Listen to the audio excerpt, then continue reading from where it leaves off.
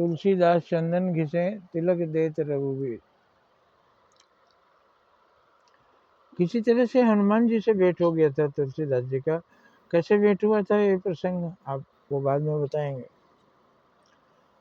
तो हनुमान जी का चरण पकड़ लिया बूढ़े के रूप में, संकट मोचन में वो भगवान की कथा सुनने आते थे। पकड़ लिया उन्होंने हनुमान जी का पैर। फिर हनुमान जी बोले छोड़िए, हम बूढ़ा आदमी गिर पड़ेंगे। नहीं, आप कौन है, मैं जानता हूँ। आप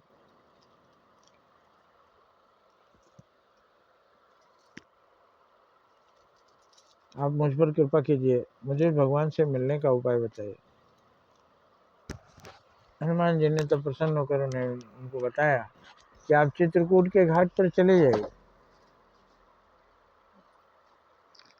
और वहाँ चंदन घिसिए। जो आए सबको तिलक लगाइए, जो स्नान करके निकलते हैं सबको तिलक लगाते हैं। बहुत से पंडित घाट पर रहते हैं, जो स्नान करके निकलता है उसको वो तिलक लगाते हैं, कपड़े पहन लेता है, तिलक लगाते हैं तो कुछ दान देता है, उसी से उनका काम चलता है।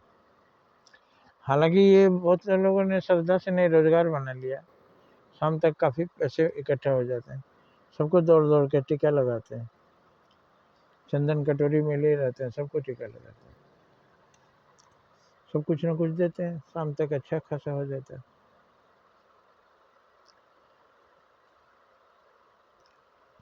तो वो चित्रकूट के घाट पर चंदन घिस रहे थे।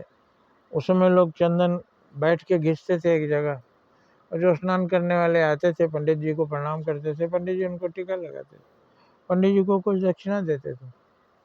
राम लक्ष्मण आए और तुलसीदास जी ने तिलक लगाया और वो चले गए, ये पहचान ही नहीं पाए।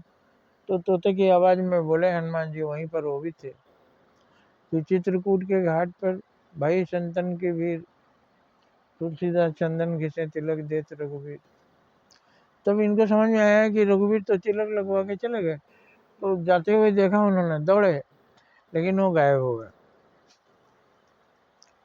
इसका मतलब क्या है भला? ये हम भी चले वहीं, चंदन घिसे और भगवान आएंगे तो उनका दर्शन कर लेंगे, और उस समय जो तकलीफ होगा उनसे बतिया के दूर कर लेंगे।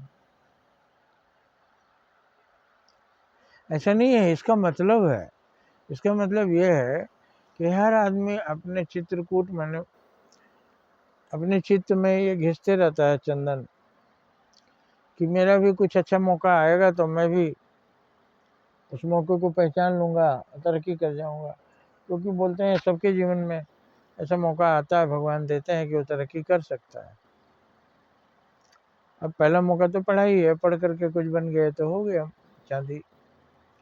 इस तरह से जो नहीं पढ़ पाते उनके भी जीवन में मौके आते हैं, पर वो मौके को समझ नहीं पाते और मौका हाथ से निकल जाता है। बहुत से लोग कहने वाले मिलते हैं, मेरे सामने ज़मीन मिल रही थी, बिल्कुल फ्री मिल रही थी, हमने नहीं लिए होते तो आज मेरे पास बहुत प्रॉपर्टी होती, उस समय हम ये कर दिए होते तो मेरे पास बहुत कुछ होता, उस समय पढ़ने के समय हम इलाहाबाद चले गए होते, कोई सरकारी नौकरी में चले गए थे। तो इस तरह की बात, बीती हुई बात है वो समय। इसका मतलब राम आपके जीवन में आए थे, आपने तिलक भी किया था, लेकिन आप उनको पहचान नहीं पाए थे। तो इस कहानी का मतलब यही है, इस कथन का मतलब यही है कि जीवन में जब अच्छा मौका आए तो उसको पहचानिए और आप उसका फ़ायदा उठाइए और आप तर जाइए, आपका मोक्ष हो जाए, आपको दुखों से अंत हो जाए।